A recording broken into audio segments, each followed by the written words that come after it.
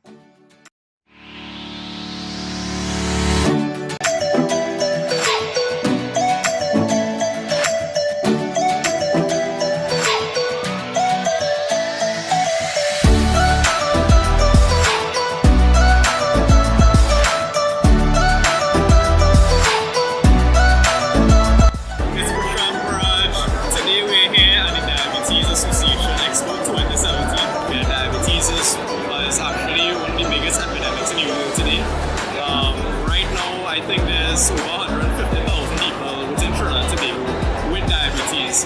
40,000 get checked. Get your A1Cs checked, get your blood sugars checked. Diabetes starts with what you put into your body. Diabetes like sweet stuff. That's not really a good thing, right? So what we try to do is we try to give a balanced meal. So what I can do, I can actually show you what a balanced breakfast looks like. Yeah. So you have your whole wheat bread, remember whole wheats, you don't want to use any white bread or anything like that. Some Portugal here, you get a little fruit, some acidity, some milk, so you get some nice protein, and also some eggs and some veggies. So you have a nice complete diet.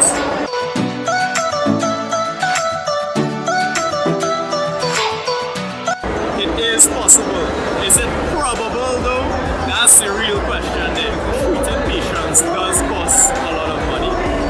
What we would like to do is we would like to go to all the schools, all the mosques, churches and temples and educate the public on proper nutrition and handling diet. There's a saying that goes, you are what you eat, which is true.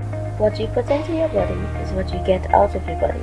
In today's fast-paced society, it has become a cultural norm for the average Trinidadian to pick up whatever is fast and easy to eat on the way to work, to school, or in between classes. In a place where every second of time matters, it's difficult to be conscious of what we consume.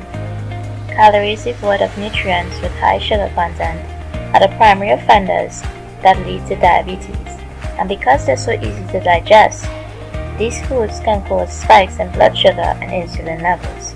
Sugary beverages like soft drinks and juices with added sugars are very popular among Trinidadians, but what's surprising to note is more often than not, these drinks contain more than double our average sugar needs for the day, which according to the American Heart Association, the maximum amount of added sugars you should eat in a day are 9 teaspoons for men and 6 teaspoons for women. Unhealthy saturated and trans fats and heavily processed carbohydrates, such as those made with white flour, white sugar, and white rice, can increase cholesterol levels in the blood. High cholesterol is a high risk factor for type 2 diabetes. Trans fats appear in packaged baked goods and fried foods in restaurants, while saturated fats can be found in fatty meats, butters, and full-fat milk and cheese. All of these factors play into the epidemic that is diabetes in Trinidad and Tobago today. But how can we reduce the risk by what we eat? And what strategies can we apply to combat our fast-paced nature? The first step in any risk reduction of any chronic disease is to educate yourself. Educate yourself on the foods you consume and how it affects your body. For instance, reading a food label can change your perception of what you're eating and when you see what you are actually consuming. The key elements to combat the risk to diabetes lies in everyday, consistent diet and exercise. Consumptions of vegetables, especially non-starchy vegetables, for example cabbage, broccoli and carrots, fresh, frozen or canned vegetables in our daily meals can reduce the risk of diabetes over time. With the addition of choosing whole grain foods like whole oats, quinoa or brown rice over refined grains and flours, and choosing lean protein foods like beans, peas and nuts for vegetarians or vegans, omega-3 rich fish like salmon or tuna, and skinless chicken and eggs for meat lovers. You should note, however, it's best to limit your intake of red meat, which is often higher in saturated fat and processed meats like ham, bacon, and hot dogs, which are often higher in saturated fat and sodium. But if you do decide to have these, try choosing the leanest options. Now, there are times when we get that sweet tooth craving, but the best option to satisfy those taste buds without the added risk is to choose fruits, which are also rich in vitamins and minerals. And remember, everything is good in moderation. Cut back on high-calorie snacks and foods and desserts. Try reducing the intake of chips and cookies and cakes or full-fat ice cream. And watch your portion size. Also, if you drink alcohol, do so in moderation. It's best to have 2 or less drinks per day for men and 1 or less drinks for women. In addition to 30 minutes or more of sweat-inducing physical activity every day, you and I can be well on our way to a low-risk status of developing diabetes.